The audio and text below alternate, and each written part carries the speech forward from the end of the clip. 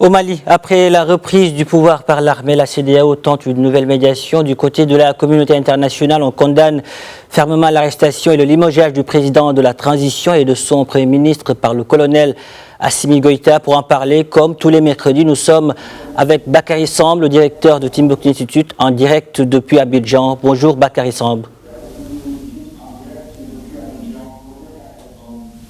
Bonjour Pape Cher.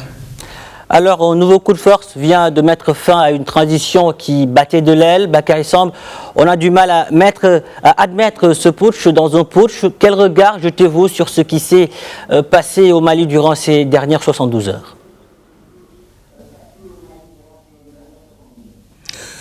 Pour comprendre cela, je crois que les dernières 72 heures ne sont que le résumé d'un long processus qu'on a observé depuis le début de la transition, avec des ratés, mais aussi une transition qui battait quand même un peu de l'aile. Je crois que ces derniers temps, avec les grognes successives, les grèves, les protestations, mais aussi les remous au sein même de cette transition montraient des signaux qui ne rassuraient point. Ce qui s'est passé récemment, ces dernières 48 heures, cela montre que le Mali, malheureusement, ne tient pas encore le bon bout, ne s'inscrit pas encore dans une transition pouvant mener à la restauration de la Constitution et du processus démocratique. Bref, la crise perdure dans ce pays qui pourtant a besoin de stabilité et de paix. Bakary Samb, lors du putsch qui a renversé en août dernier le président Ibrahim Boubacar Keïta, vu la soif de changement, celle de voir un Mali meilleur, les Maliens avaient joué la carte de la compréhension, mais nous l'avons vu hier avec ce nouveau coup de force. Certains ont dit non à la junte dont l'image est encore aujourd'hui écornée. Selon vous, sur quelle base aujourd'hui les Maliens pourront tout simplement, disons, encore accorder du crédit à une nouvelle transition? C'est vrai qu'il y a eu un paradoxe dans le jeu politique malien.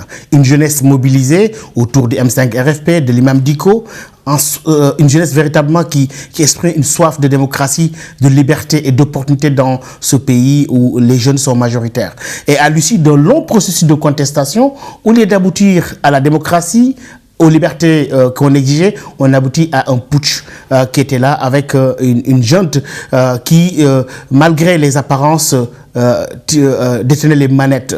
Maintenant, aujourd'hui, je crois que la situation a changé et que petit à petit, on voit que la rue malienne n'arrive pas à accepter ce coup de force-là, contrairement au premier coup d'État qui était considéré comme étant un coup de force libérateur du joug d'Ibrahim Boubacar Keïta, d'un régime corrompu aujourd'hui. Je crois qu'il va être difficile pour cette junte-là, aussi bien au sein de l'opinion publique malienne qui allait espérer quand même un dénouement vers les élections présidentielle, mais aussi au regard des positions qui commencent à se dessiner ça et là au niveau de la communauté internationale, tel qu'on a entendu des déclarations ça et là. On verra bien ce que la CEDEAO va dire à l'issue de ces rencontres initiées par Goodluck Jonathan, mais le ton est déjà donné au plan international de refus de confiscation du pouvoir par la force, un coup d'État dans le coup d'État, comme disent certaines, mais aussi des signaux clairs de la part de l'opinion publique à ne pas accepter cette dernière forfaiture.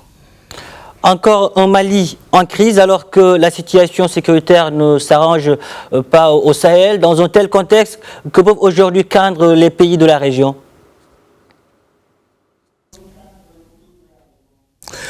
Il est sûr que, comme on l'a toujours dit, la sécurité du Mali n'est pas seulement un problème malien, c'est le problème de tous ses voisins. On a vu qu'avec la crise malienne, le débordement des épicentres du djihadisme vers le Burkina Faso, vers le Niger et même la Côte d'Ivoire a été touchée à un moment, c'était à partir des frontières maliennes. Donc je crois qu'aujourd'hui, il est urgent que tous les cadres régionaux soient réactivés pour que véritablement cette crise ne déborde pas. Ça, c'est un point. L'autre point, c'est que la résolution de cette crise-là, cette fois, dépendra de la volonté de la CEDEAO. L'Union africaine aura aussi un peu le mal par rapport à ce qui s'est passé au Tchad récemment.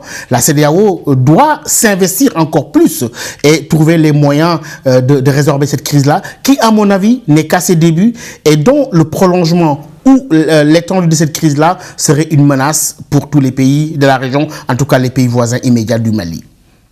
Bakary Samb, merci pour toutes ces précisions. Je rappelle que vous êtes le directeur de Timbuktu Institute. Merci. Voilà, c'était tout pour l'Hebdo africain. Merci de l'avoir suivi. On marque une courte pause et on se retrouve dans quelques instants.